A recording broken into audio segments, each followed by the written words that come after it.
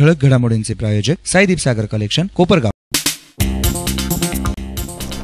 जनलोकपालच्या मागणीसाठी सुरू असलेल्या आमरण उपोषणाचा अण्णांचा 6वा दिवस।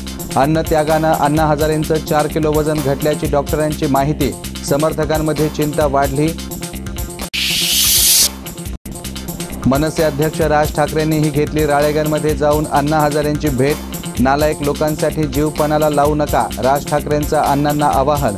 तर पंतप्रधान नरेंद्र मोदींसह केजरीवालांवरही साधला निशाणा।